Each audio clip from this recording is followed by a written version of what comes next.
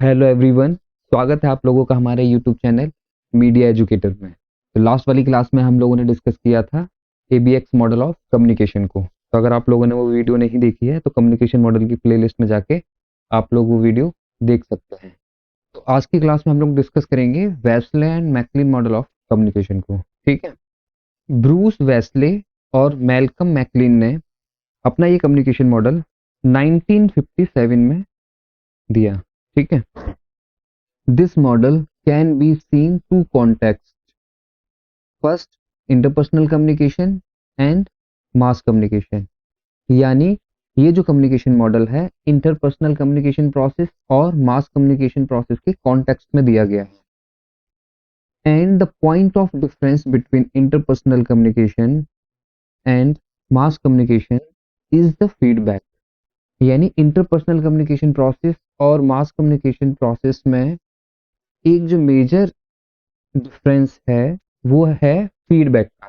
कैसे? जैसे interpersonal communication में क्या है, डायरेक्ट फीडबैक होता है। क्या सपोज आप अपने फ्रेंड से बात कर रहे हो तो उसको आपको डायरेक्ट फीडबैक मिल रहा होगा कि आपकी बात उसको पसंद आ रही है या कुछ गलत लग रही है या कुछ सही लग रही है। जो भी आपका फ्रेंड फील कर रहा है वो आपसे डायरेक्टली बोल सकता है कि आप ये चीज़ सही कह रहे हो, ये चीज़ गलत कह रहे हो। तो आपको अपने मैसेज के बारे में जो फीडबैक है डायरेक्टली मिलता है, किसमें? इंटरपर्सनल कम्युनिकेशन में। लेकिन मास कम्युनिकेशन प्रोसेस में जो फीडबैक है वो इनडायरेक्ट मिलता है और बहुत स्लो होता है। जैसे सपोज आप न्यूज़पेपर पढ़ रहे हो, ठीक है, तो आप न्यूज़पेपर में डायरेक्ट फीडबैक तो नहीं दे सकते हैं। अगर आप न्यूज़ चैनल देख रहे हो तो डायरेक्ट फीडबैक तो नहीं दे सकते हैं। तो अगर आपको फीडबैक देना है तो कैसे दोगे? जाके या तो ट्विटर पे जो उनका अकाउंट है उसको टैग करते हुए आप कुछ मैसेज उनको भेजोगे या उनकी वेबसाइट पे जाके उनको फीडबैक दोगे। तो वो फीडबैक जो होगा वो डायरेक्ट तो होगा नहीं, वो होगा इनडायरेक्ट। और ये फीडबैक टाइम लेता है, इसलिए क्या है? Slow. In interpersonal feedback is direct and fast. In the mass communication the feedback is indirect and slow.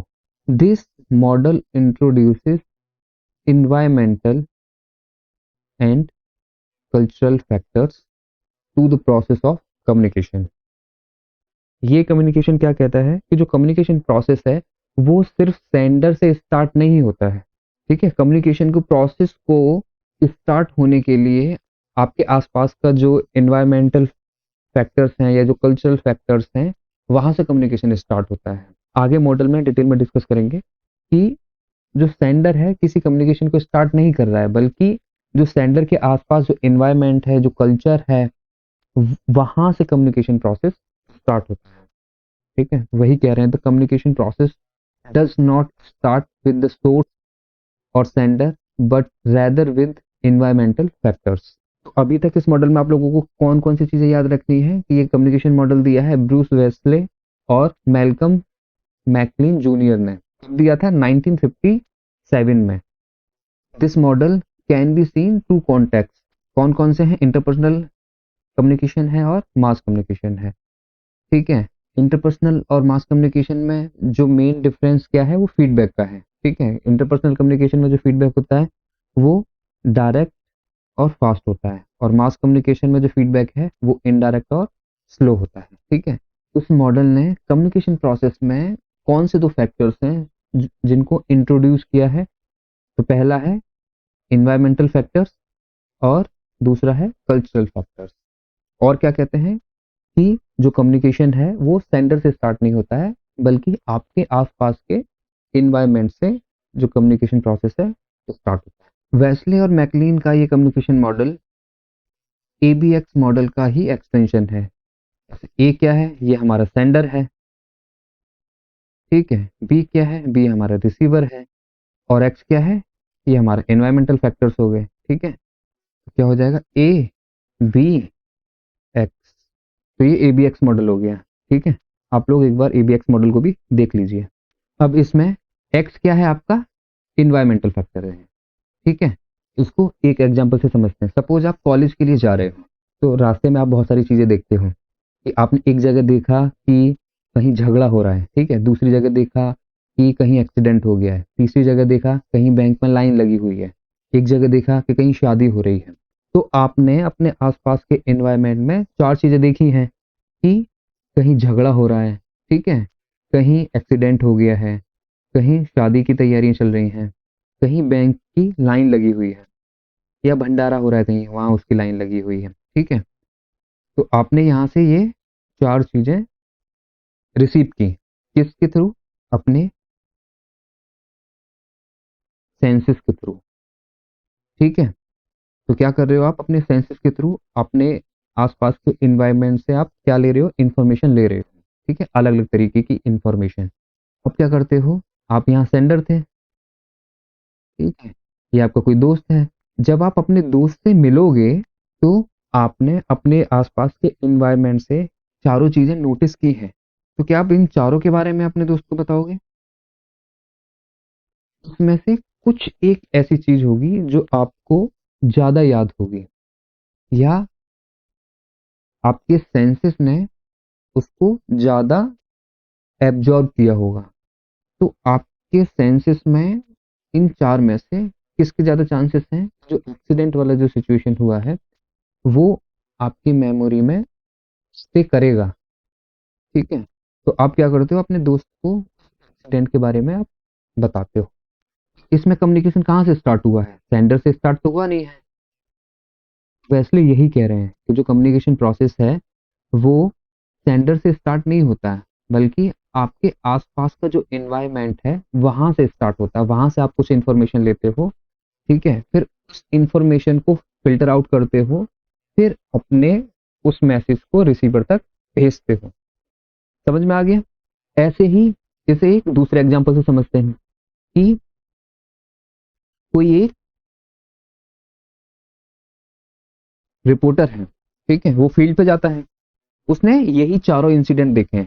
ठीक है, यही मान लेते हैं कि कहीं झगड़ा हो रहा था, कहीं एक्सीडेंट हो गया, कहीं भंडारे की लाइन लगी हुई थी, कहीं शादियों की तैयारियां हो रही। तो रिपोर्टर क्या करेगा? ये चारों इंफॉर्मेशन लेके आएगा। ठीक है, रिपोर्टर ने क्या किया? ये सारी इंफॉर्मेशन लेके आया, और ये इंफॉर्मेशन में से उसने क्या किया? जहां शादी की तैयारियां हो रही थी उसको हटा दिया। ठीक है, और उसमें से ये जो तीन इंसिडेंट हैं इसके बारे में उसने पास किया सी को। सी क्या है हमारा? Gatekeeper. ठीक है, मीडिया में गेट कीपर होता है। ये रिपोर्टर अपना रिपोर्ट लेके आते हैं, इंफॉर्मेशन लेके आते हैं, और वो एक पर्सन को वो रिपोर्ट दे देते हैं, और फिर उसका काम होता है कि कौन सी रिपोर्ट को आगे प्रोसेस किया जाए, कौन सी न्यूज को आगे प्रोसेस किया जाए और किसको नहीं। ठीक है, तो उसने क्या किया? ये जो तीन इंसिडेंट उसने देखे रिपोर्टर ने, वो किसको दे दिए? सी को पास कर दिए। सी क्या है हमारा? Gatekeeper. अब गेट कीपर डिसाइड करेगा कि कौन सी इंफॉर्मेशन ऑडियंस तक या रिसीवर तक जानी चाहिए। ठीक है, उसने क्या किया? उसमें से दो को और फिल्टर आउट कर दिया, और जो एक्सीडेंट वाला जो सिचुएशन है, जो रिपोर्ट है, उसको वो न्यूज़पेपर में प्रिंट करेगा। अगर न्यूज़ चैनल है तो न्यूज़ चैनल में वो रिपोर्ट दिखाएगा। ठीक है, और अपने रिसीवर और ऑडियंस तक वो भेज देगा। ठीक है, तो समझ में आ गया यहाँ तक? एक्स क्या है आपका? इन्वायरमेंटल फैक्टर आपके आसपास का। ए हमारा सेंडर है, बी हमारा रिसीवर है या ऑडियंस है, सी क्या है हमारा? गेट कीपर है, जो इंफॉर्मेशन को फिल्टर करने का काम करता है। ठीक है, एफ क्या है? फीडबैक। अब फीडबैक समझते हैं। जो रिसीवर है या जो ऑडियंस है वो सेंडर को डायरेक्ट फीडबैक भी दे सकता है, जैसे इंटरपर्सनल कम्युनिकेशन में है। तो इंटरपर्सनल कम्युनिकेशन में तो डायरेक्ट फीडबैक आप सेंडर को दे सकते हो, लेकिन अगर आप मास कम्युनिकेशन कर रहे हो न्यूज़पेपर के थ्रू या न्यूज़ चैनल के थ्रू, तो उसमें जो फीडबैक होगा वो क्या होगा? इनडायरेक्ट। समझ में आ रहा है ये? ठीक है, रिसीवर है वो सेंडर को इंटरपर्सनल कम्युनिकेशन में डायरेक्ट फीडबैक दे सकता है, और मास कम्युनिकेशन में इनडायरेक्ट फीडबैक दे सकता है। ऐसे ही गेटकीपर भी है कि जो रिपोर्टर है, रिपोर्टर को भी तो वो फीडबैक दे सकता है कि आप जो इन्फॉर्मेशन लेके आए हो इसमें से सिर्फ एक ही सही है, ये एक ही काम की है, उसी को हम आगे प्रोसेस कर सकते हैं। तो अगली बार जो भी रिपोर्ट आप लेके आए, जो भी इंफॉर्मेशन लेके आए, वो ऐसी लेके आए जो वैल्यूएबल हो। ठीक है, जिसमें कुछ वैल्यू ऐड हो, जिसको हम आगे अपने ऑडियंस तक भेज सकें, उनको बता सकें, उनको दिखा सकें।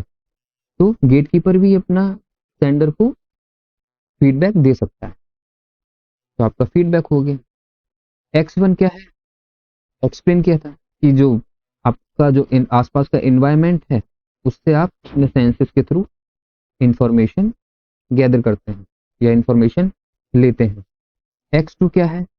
X2 है कि ऑब्जेक्ट ऑफ ओरिएंटेशन, किसका? सेंडर का। कि वो चार जो इन्फॉर्मेशन लेके आया है उसको लगा कि उसमें से सिर्फ यही तीन काम किए हैं, तो सेंडर ने अपने बेसिस पर डिसाइड किया कि कौन सी इन्फॉर्मेशन सी को या बी को आगे पास ऑन की जाए। ठीक है। X3 क्या है? ऑब्जेक्ट ऑफ ओरिएंटेशन, किसका? रिसीवर का।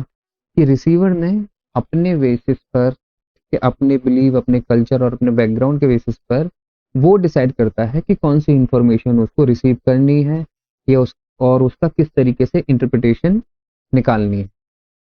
ठीक है। तो आप लोगों को इस कम्युनिकेशन मॉडल में यही याद रखना है कि जो कम्युनिकेशन प्रोसेस है वो सेंडर से स्टार्ट नहीं होता है, वो कहाँ से स्टार्ट होता है? आपके आसपास के इन्वायरमेंट से। ठीक है। कौन कौन से फैक्टर्स उसको इन्फ्लुएंस करते हैं? इन्वायरमेंटल फैक्टर्स उसको इन्फ्लुएंस करते हैं और कल्चरल फैक्टर्स उसको इन्फ्लुएंस करते हैं। ठीक है।